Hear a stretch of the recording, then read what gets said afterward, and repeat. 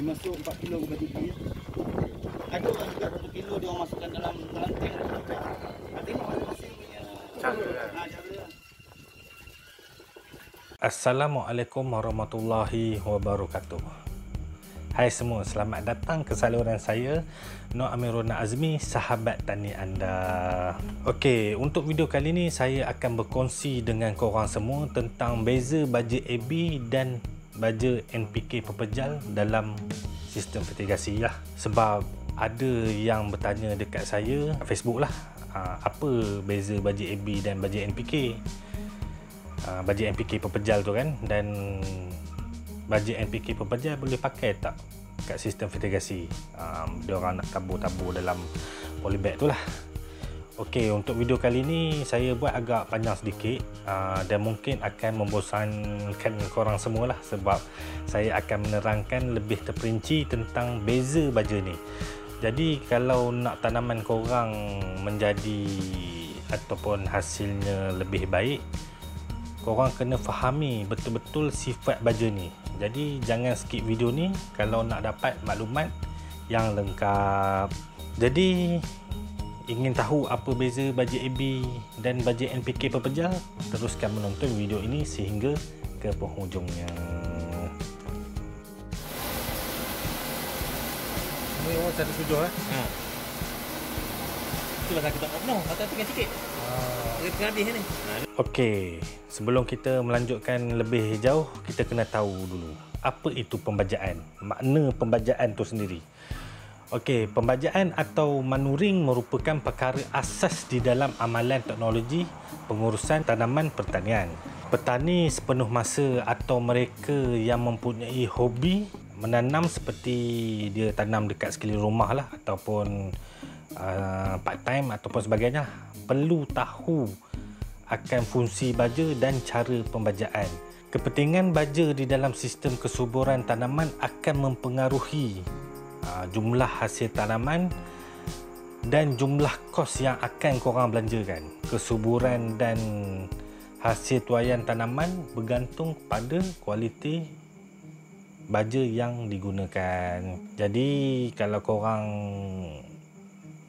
nak tahu antara salah satu faktor hasil tinggi, salah satu dia adalah faktor kualiti baja lah. Kualiti baja ni penting, sebab tu juga mempengaruhi formula baja yang kita buat tu lah. Suburan dan hasil tanaman bergantung pada kualiti baja yang digunakan, cara ia dilaksanakan, jenis formula tanaman, masa pembajaan yang tepat dan betul. Pokok yang dibaja akan menjadi sia-sia jika baja yang korang gunakan tidak sesuai dengan keperluan tanaman tersebut. Jadi kalau korang pakai baja yang mungkin ratio dia ataupun formula yang tak betul, dia akan betul-betul mempengaruhi korang punya hasil tanaman tersebut. Jadi benda ni penting baja ni, sebab kita part dalam pembajaan. Pembajaan ni lebih kurang dalam 60% mempengaruhi kejayaan dalam tanaman korang. Sekarang ni saya nak cerita apakah tujuan pembajaan. Kenapa kita mesti baja? Pembajaan bertujuan untuk memulihkan kandungan nutrien di dalam medium tanaman kita. Tak kisahlah kat tanah ke, guna sekam ke, kokopik ke atau sebagainya lah, telah diserap oleh tanaman melalui sistem ataupun proses fisiologinya. Jika berlaku kekurangan nutrien, ia boleh menyebabkan tumbesaran tanaman korang akan terbantut. Jadi tanaman korang mudah patah, ataupun salah satunya mungkin daun boleh jadi kuning lah. Manakala jika terlebih bagi baja, pokok korang boleh terencat, terbakar ataupun mati. Jadi penggunaan baja perlu diberi secara tepat mengikut diet dan saiz tumbesarannya. Ini penting ni, saiz dan tumbesarannya. Takut nanti kalau terlebih atau terkurang, mungkin boleh jadi overdose ataupun terencat sebab kekurangan baja. Oleh itu, baja boleh ditaktifkan sebagai punca atau sumber pemakanan untuk tanaman yang diperlukan oleh pokok korang, sayur-sayur ataupun pokok buah. Kini terdapat banyak jenis baja dan jenama berada dalam pasaran Malaysia lah, yang dijual secara komersial untuk memudahkan pengguna atau petani memilih jenis apa ataupun jenis baja yang terbaik untuk sayur tanaman korang ni lah. Selalunya setiap jenis baja ini ada beza dan mempunyai sistem pengurusan pembajaan dia yang akan disesuaikan dengan sistem dia. Maksud sistem ni mungkin sistem fertigasi, NFT, hidroponik ataupun jenis nak main tabur. Jadi ini yang dimaksudkan dengan sistem tu.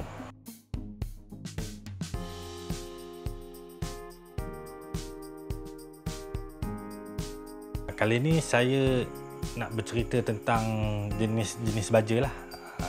Biasa baja ni dia didatangkan dengan dua jenis lah, baja pepejal ataupun baja solid dan baja cecair, liquid, jenis cair tu. Okey, di pasaran kedua-dua baja ni mudah didapati. Akan tetapi baja pepejal sering menjadi pilihan para petani lah, terutama petani yang menanam secara konvensional lah, tanam atas tanah tu, kerana ia mudah untuk dikendalikan dari segi pengangkutan dan penyimpanan lah. Baja pepejal datang dalam bentuk serbuk ataupun powder ataupun dalam bentuk berbutir. Biasa orang panggil jenis granula lah. Baja cecair pula selalunya wujud dalam bentuk cecair pekat lah. Jenis biasa pati lah, jenis cecair pekat. Dan baja pekat ni perlu dilarutkan terlebih dahulu untuk menghasilkan larutan baja pada perkataan tertentu. Jadi korang kena cairkan dahulu baru korang boleh pakai bagi dekat pokok lah. Kalau tak, kalau korang main girus je terus tanpa mencairkan dulu, alamatnya memang terbakar lah pokok tu. Silap-silap bulan mati pokok tu. Kelebihan baja cecair adalah ia boleh terus diserap oleh akar, akan tetapi kekerapan pemberian baja cecair ini kepada tanaman adalah lebih tinggi ataupun lebih kerap lah berbanding baja pepejal, kerana baja cecair lebih larut resap. Maksud larut resap ni, bila kita bagi dia jenis cecair kan, dia kalau kita drip tu dia terus pergi je. Kalau bagi yang tanam secara polybag lah, dia boleh menitis terus keluar daripada polybag. Jadi kaedah kawalan ni perlu dititik beratkan supaya kita terus tak membazir apabila kita drip baja tersebut lah. Itu maksud larut resap tu. Terdapat juga baja pepejal yang perlu dilarutkan terlebih dahulu sebelum digunakan. Contohnya baja AB ya. Baja AB ni kebiasaannya hadir dalam bentuk berbutir. Ada setengahnya penjual dijual dalam bentuk dia dah campur-campur mengikut formula dia. Jadi dia akan pack mengikut dalam bentuk baja A, baja B dalam bentuk berbutir lah, berbutir halus ataupun dalam bentuk granula. Dan korang perlu, bila korang dah dapat baja tu, korang perlu larutkan dulu terlebih dahulu untuk mendapatkan parti A dan parti B dalam bentuk cecair. Jadi bila dah dapat parti ni baru korang boleh pakai. Perlu cairkan dulu untuk diberi kat pokok. Macam saya cakap tadi lah, kena cairkan dulu. Kalau tidak, pokok akan bakar. Jadi itu adalah pendengaran yang ringkas lah apa yang dimaksudkan dengan baja ataupun bajaan. Jadi saya akan teruskan pula apa bezanya baja AB dan baja NPK pepejal pula dalam sistem fertigasi. Kita dah sembuh lah. Sembuh dah ni. Sebelum kita nak bagi lagi kita masuk sini kan. Kita sembuh lah ni. Yang FMC ni. Ni orang bagus. Ni mana ada jual? Okey. Apakah perbezaan baja AB dan baja NPK pepejal? Ini saya lebih refer kepada perbezaan jika tanam secara fertigasi lah. Yang pertama adalah kadar keboleh larutan air. Baja AB adalah baja yang mempunyai kadar larut yang sangat cepat. Dia memang mudah cair lah. Ia mudah mencair dan ataupun mudah mengeras apabila terkena oksigen. Ditambah pula kalau kena air memang lagi cepat larut dia. Ini kadar kelarutan dia lah. Mana baja AB lagi cepat larut dia. Manakala untuk baja NPK pepejal pula, kebiasaannya ia datang dengan 3 peringkat lah pelepasan terkawal. Ni dipanggil control release lah, iaitu pelepasan perlahan, slow release, pelepasan pertengahan, medium release, ataupun pelepasan cepat, fast release.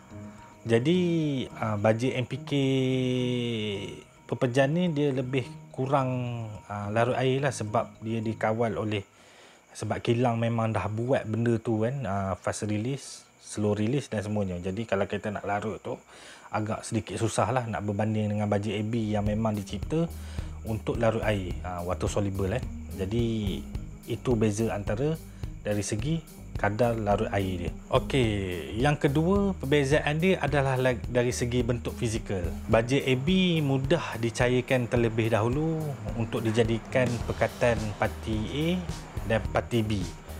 Kebiasaan baja AB akan dipancuh terlebih dahulu sebelum boleh digunakan pada tanaman lah. Manakala berbeza bagi baja NPK granula ataupun NPK pepejal ni lah, yang kebiasaannya akan didatangkan dengan bentuk berbutir ataupun biji mengikut kesesuaian jenis tanaman lah. Ada yang bentuk serbuk ataupun powder contoh kalau bentuk serbuk ni macam potassium nitrate ataupun muriate of potash, MOP, dia dalam bentuk sedikit serbuk-serbuk lah, macam tepung Jadi benda ni dia akan dicipta mengikut kesesuaian jenis tanaman lah dan cara aplikasinya. Ringkasan dia, baja AB dalam bentuk cecair, manakala baja NPK pepejar dalam bentuk berbutir lah kebiasaannya. Jadi saya cerita ni untuk fertigasi lah, kan. AB dalam bentuk cecair, NPK dalam bentuk granula. Itu dari segi bentuk dia. Untuk yang ketiga pula, cara dan sistem penggunaan. Ini cara dan sistem penggunaan.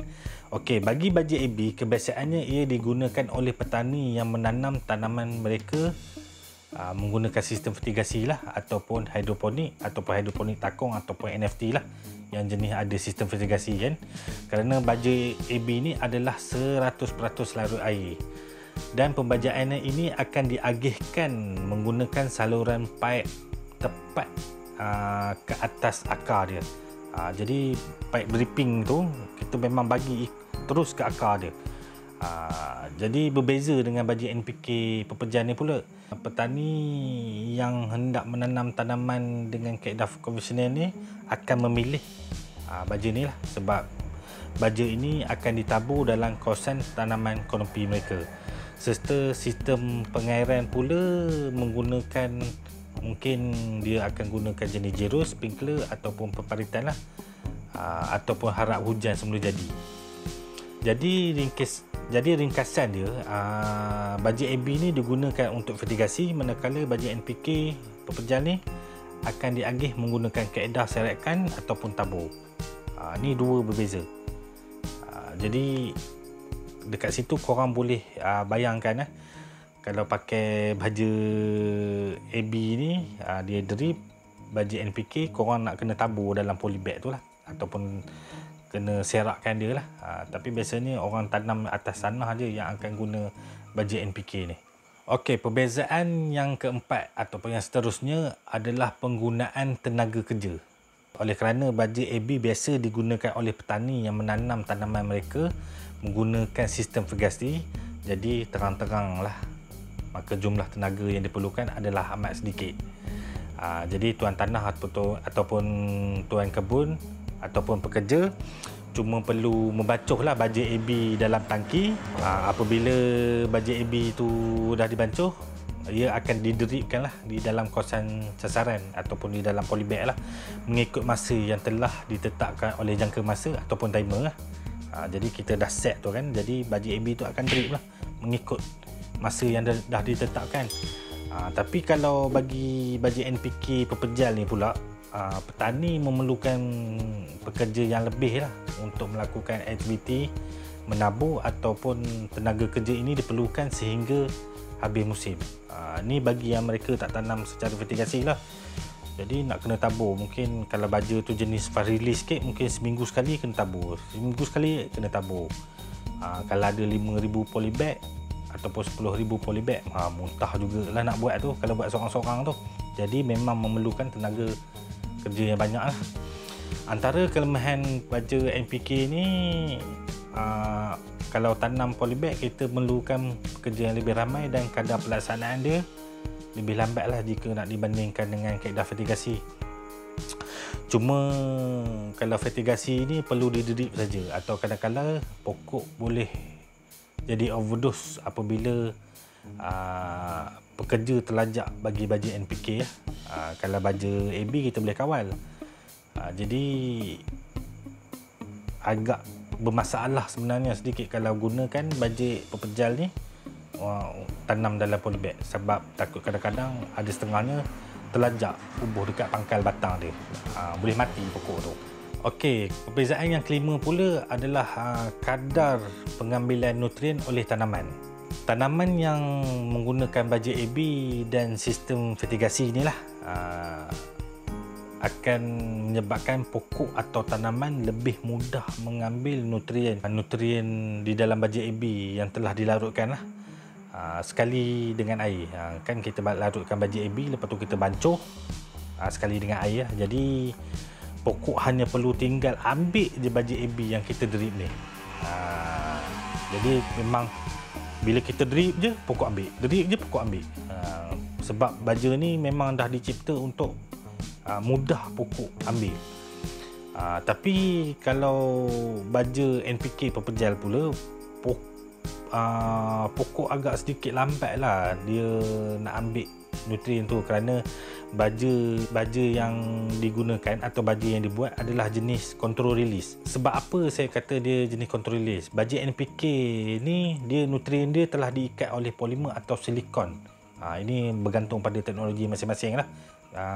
Teknologi penghilang dia diguna silikon ataupun polimer lah. Jadi polimer ni akan melepaskan nutrien secara perlahan-lahan mengikut keadaan semasa.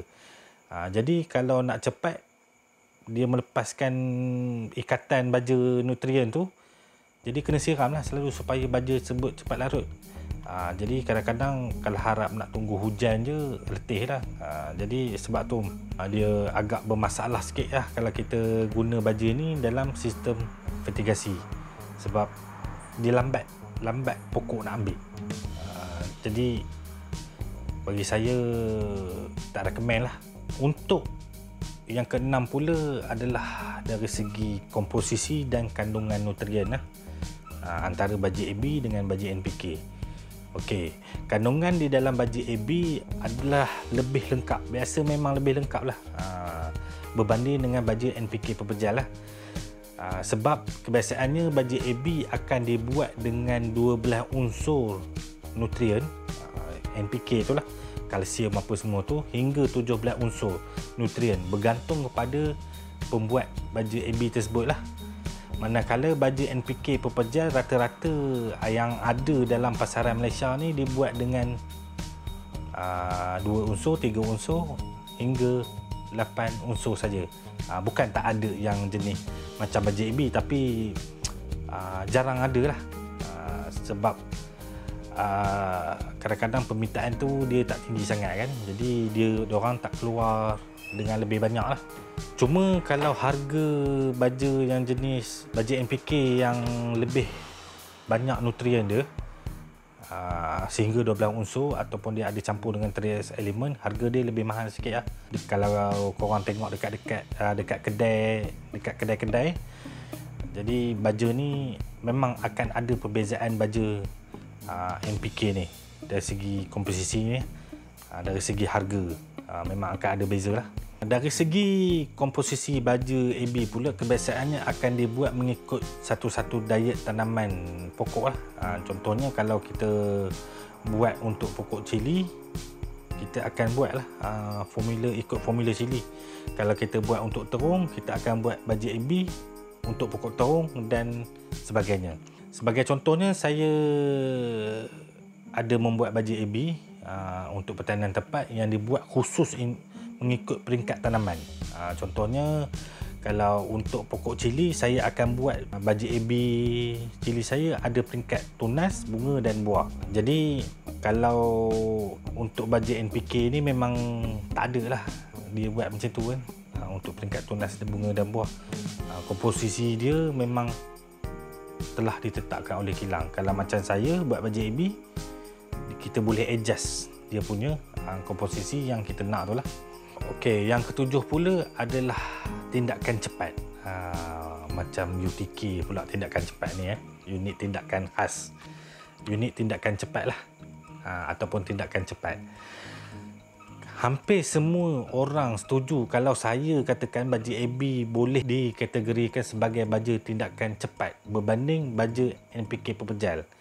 Sebab apa saya kata bajet AB ni baja tindakan cepat? Selain daripada dia larut air, kita boleh menukarkan kadar kepekatan AC ataupun ppm pada bila-bila masa saja yang kita nak. Contohnya kalau kita nampak daun pokok tanaman mula kuning ataupun kita tengah bagi bajet AB dengan kepekatan 1.0, bajet AB tu daripada 1.0 pergi ke 2.0 dengan semata-merta je. Kita ambil, kita terus pancur saja dalam tangki gitu kan. Ataupun kalau kita nak menurun kepekatan tu, kalau terlajak bagi baja, kita cuma tambah air kosong je, dan terus kita boleh drip ke kawasan tanaman ataupun kawasan sasaran lah. Tapi kalau baja NPK ni pula, minta maaf cakap lah, memang lambat gila. Memang lambat kalau korang nak ni nak buat macam baja AB lah. Jadi kalau korang tengok baja pokok tu dah kuning, korang nak kena ambil baja tu buh satu kan. Berbanding kalau polybag kita bancur-bancur berbanding dengan baja AB vertigasi, kita bancur-bancur terus drip kan. Kalau baja NPK ni nak kena letak satu-satu pula. Yang seterusnya ataupun yang ke-8 adalah kadar tumbesaran tanaman. Kalau kita guna baja AB, kebiasaannya semua orang tahulah baja AB adalah lebih baik dan cepat kadar pertumbuhan tanaman yang kita tanam tu lah daripada menggunakan baja NPK pepejal ni. Ini berlaku disebabkan oleh faktor nutrien baja AB akan diserap lebih cepat berbanding baja NPK pepejal, terutama mereka yang menggunakan baja NPK controlled release. Contoh petani yang menggunakan baja NPK pepejal, pelepasan perlahan contohnya, ataupun slow release lah. Nutrien tersebut akan dilepaskan perlahan-lahan dan lambat. Ia menyebabkan pokok tersebut lambat nak ambil nutrien dan lambat nak membesar. Okey, sebagai penjelasan, kalau kita bagi baja AB pada hari ni contohnya antara baja AB dengan baja NPK. Contohlah kita drip baja AB tu hari ni, lepas tu kita letak baja NPK pula pada hari yang sama dengan baja AB yang kita jerus lah, kita drip tu. Korang boleh nampak kadar tumbesaran dia lambat. Baja AB lebih cepat pokok dia besar daripada baja NPK lah. Sebab apa benda tu berlaku? Kalau kita bagi baja AB, dia terus ambil. Tapi kalau baja NPK ni, dia orang panggil jenis baja yang dilepaskan secara perlahan-lahan. Jadi pokok dia akan makan masa nak ambil. Dia nak tunggu urai dulu baja tu, barulah nak kena jirus lah, nak tunggu hujan dulu lah, apa semua, baru nak merasa dapat nutrien tu. Jadi pokok baja AB seminggu dah besar ke mana, yang baja guna baja NPK lambat nak besar dia. Sebab tu kadar tumbesaran menggunakan baja AB lebih cepat dari baja NPK pepejal ni. Okey, faktor yang ke-9 pula ataupun perbezaan yang ke-9 pula adalah dari segi fleksibel dia.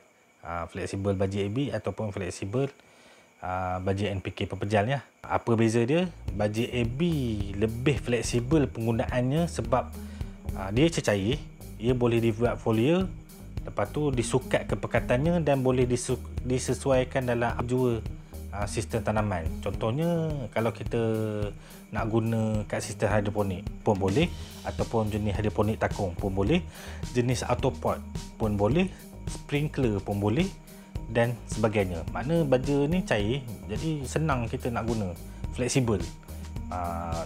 Tapi kalau nak dibandingkan dengan baju NPK pepejal ni, agak susah sikit lah. Dah lah jenis susah nak larut, slow release. Baju ni kebiasaannya dicipta untuk ditabur. Biasanya memang untuk tabur lah ataupun diserakkan. Kalau baju NPK pepejal tu, kita tak boleh nak buat macam baju AB lah.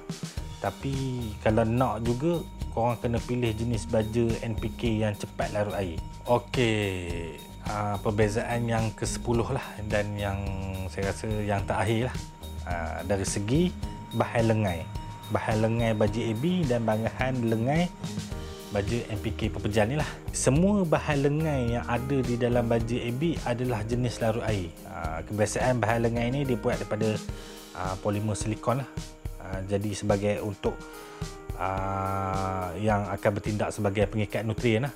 Jadi kalau nak berlaku mendakan ataupun daripada korang tersumbat adalah sangat susah, kecuali kalau korang tersalah membancuh ataupun salah membuat baju AB tersebut, barulah mendakan tersebut akan terjadi.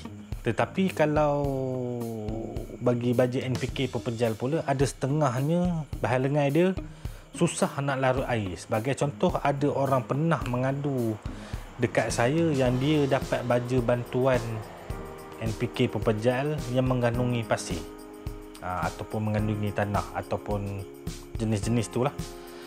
Bila dia bancuh dalam tangki, terus ada mendakan. Memanglah baju tu dah dicampur dengan pasir kan, dan terus dia tuduh yang bagi bantuan tu nak selewing dan nak menipu. Jadi sebenarnya bukan macam tu. Sebenarnya pasir tersebut adalah bahan lengai untuk baju tersebut bertindak sebagai ejen pengikat. Tadi kalau baju AB tu kan dia guna polimer lah, silikon ataupun apa yang ada dekat kilang tu lah. Tapi yang ini untuk baju NPK dia gunakan pasir. Ada yang gunakan zeolite lah, apalah untuk mengikat nutrien tersebut lah. Jadi ia bergantung kepada kilang dia guna bahan lengai tu bahan apa. Jadi jangan sampai tersalah belilah.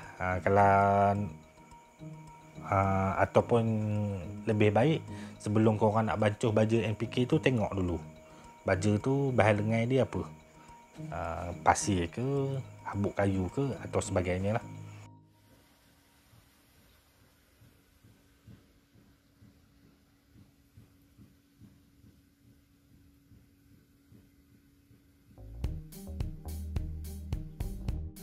Okey, itulah perbezaan baju AB dan baju NPK pepejal yang saya boleh terangkan secara ringkas yang mungkin lah. Jadi saya harap dengan perkongsian saya akan memberi sedikit kefahaman dekat korang semua tentang beza baju ni. Jadi setiap baju yang dicipta ada kelebihan dia dan ada kekurangannya. Okey, dengan penerangan saya tadi mungkin korang rasa baju AB lebih sempurna dan lebih elok daripada baju NPK pepejal tadilah. Korang rasa mungkin baju NPK pepejal tak berapa bagus. Tapi kena ingat, walaupun baju NPK pepejal ni nampak macam ada kekurangannya, tapi pada siapa yang faham akan sifat baju NPK pepejal ni, ia tahu bila ataupun macam mana nak guna baju NPK ni untuk menutupi kekurangan sumber daya kita lah, ataupun kekurangan kita, ataupun kekurangan dari segi pekerja, ataupun menutup kelemahan baju AB tersebut. Saya harap perkongsian saya tentang beza baju AB dan baju NPK pepejal ni akan memberi manfaat dan kefahaman pada korang semua. Jadi sebelum saya mengakhiri video saya kali ni, saya harap korang semua boleh support saya dengan menekan button subscribe dekat tepi tu benda percuma je. Jangan risau. Lepas tu jangan lupa follow Facebook saya, Nur Amirul Nazmi. Ya, boleh search dekat Facebook korang tu nama Nur Amirul Nur Azmi. Okeylah. Terima kasih kerana menonton video saya, dan insya-Allah kita berjumpa lagi di video akan datang. Saya Nur Amirul Nazmi, sahabat tani anda. Assalamualaikum.